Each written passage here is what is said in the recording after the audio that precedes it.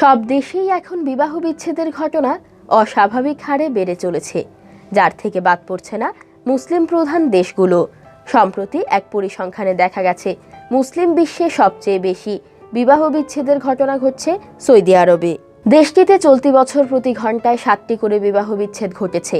সংখ্যাটি অন্যান্য বছরের চেয়ে অনেক বেশি।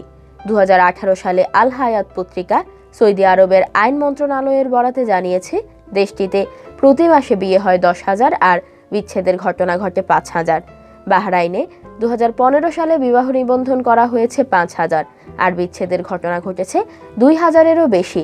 বাহরাইনের বিচার ও ইসলামী বিষয়ক মন্ত্রী জানিয়েছেন, 2019 সালে বাহরাইনে বিয়ে হয়েছে 5,500 আর বিচ্ছেদের ঘটনা ঘটেছে 1,000-এরও বেশি।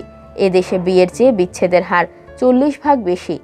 ওমান কিংডমের জাতীয় পরিসংখ্যান কেন্দ্র জানিয়েছে, তাদের দেশে 2019 সালে 18,243টি বিয়ে নিবন্ধন করা হয়েছে আর বিচ্ছেদের রেকর্ড আছে 3,728টি। এর অর্থ হলো ওমানে গত 5 বছরের মধ্যে বিয়ের সংখ্যা এখন সর্বনিম্ন অবস্থায় রয়েছে।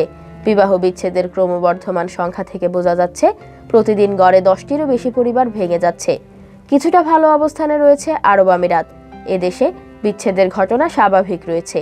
আরব আমিরাতের সরকারি সূত্র বলছে, 2020 সালের প্রথম 6 মাসে তাদের দেশে বিবাহ বিচ্ছেদের হার 51.8% কমেছে। কুয়েতের আইনমন্ত্রী একটি সমীক্ষা প্রকাশ করে জানিয়েছেন, 2020 সালে তাদের দেশে বিচ্ছেদের ঘটনা ঘটে 8,900, অথচ 2018 সালে এই সংখ্যা ছিল 5,000। কাতারের পরিকল্পনা ও পরিসংখ্যান সংস্থা জানিয়েছে, তাদের দেশে বিয়ে এবং বিচ্ছেদ দুটিরই সংখ্যা আগের তুলনায় কমেছে। দেশটির সরকারি পরিসংখ্যান অনুসারে কাতারি নাগরিক ও প্রবাসীদের মধ্যে বিবাহের সংখ্যা 38% কমেছে আর স্থানীয় নাগরিক ও প্রবাসীদের মধ্যে বিবাহ বিচ্ছেদের সংখ্যা বছরে 75% কমেছে।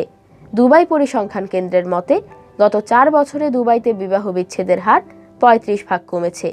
বিশেষজ্ঞদের মতে, সৌদি আরবে বিবাহ বিচ্ছেদের হার বেড়ে যাওয়ার পেছনে অনেক কারণ রয়েছে।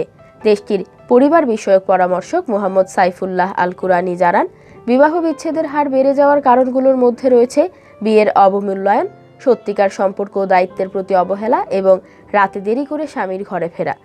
আল কুরানি বলেন, যেসব নারী বাইরে চাকরি ও ব্যবসা বাণিজ্য করে, ধীরে ধীরে তারা ঘরের সময় দেয়া কমিয়ে দেয়।